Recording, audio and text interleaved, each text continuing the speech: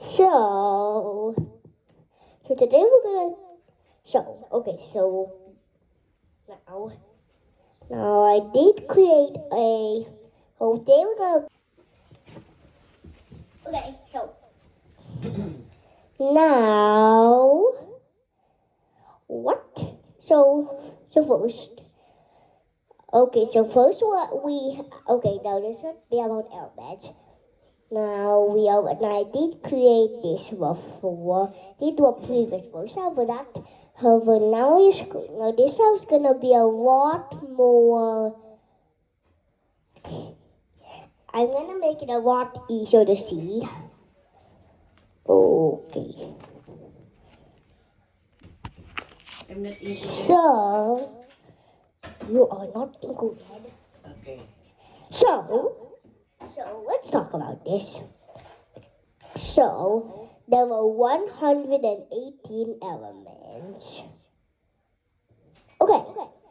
Now here's what we're gonna talk about. First, we will talk about the elements. We're gonna talk about the elements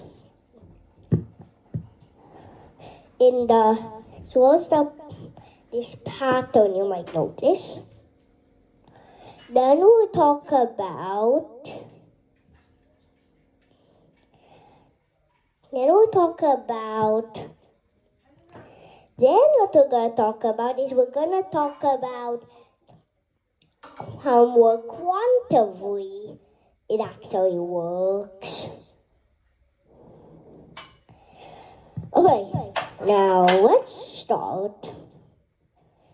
Now there are 118 elements.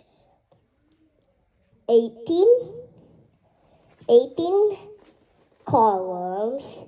And put the lanthanides and actinides. It actually totals up to 32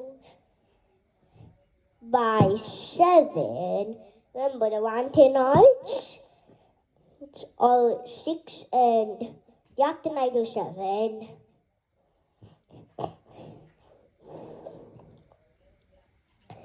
So, first what we have is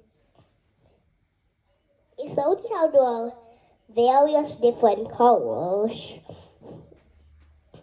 Well, we have non-metals, noble gases, other non. Then we have non-metals, and metals. Okay, there's a non-metal, and then all these facts, this yellow part, are non-metals. Then the rest is metal.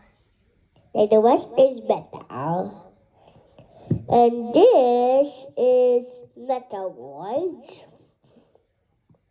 They have both, and they divided into 2.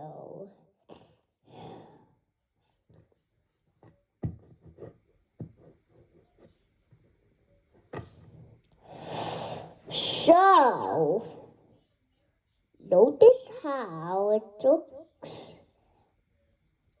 This. These are post-transition metals. Transition metals here. Have some unknowns. We have alkali metals, alkali earth metals.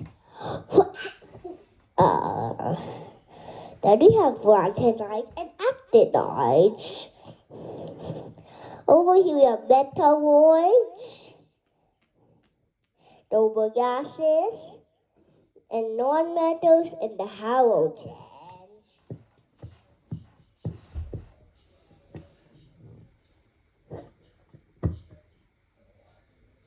Now row 1 has 2.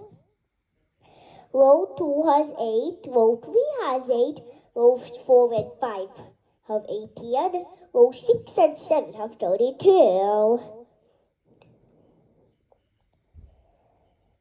Which in total makes 118. And now the cells actually have the same pattern.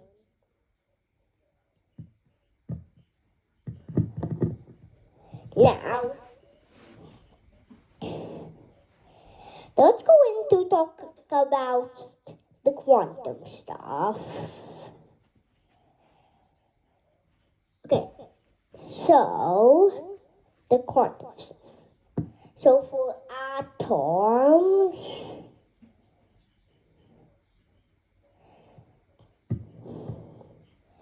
for atoms, notice this, that they seem to be in groups, and there are, see, there are different subcells for the cells.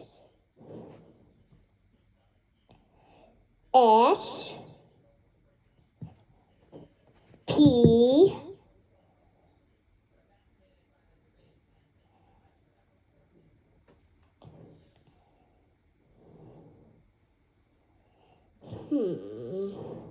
Okay, we'll talk out more about this. Cause I can just show a video. I'll show a photo about this in the end. So, notice how it's... Okay, so... Anyways, the four subcells hold as many electrons as the size of the block. Or 2, 10, 6, and 15. Now they also create these other patterns. And now, let's go to more quantum stuff. An atom has a protons, neutrons, and electrons. They're the same amount of protons as the electrons. Neutrons, at first there aren't any, as in hydrogen, but then there are more than protons. Now, neutrons keep it stable since protons repel each other, but neutrons don't. And so, which means that the strong force can keep them together. So, for helium, there's 2 protons, 2 neutrons. Now, the electrons don't orbit like planets. They actually go quantitatively around and wiggle. I mean, you can't predict where it is, but you do have probabilities. An electron cloud is actually where it would most likely be. Now, okay. Now I'm gonna show you the photos.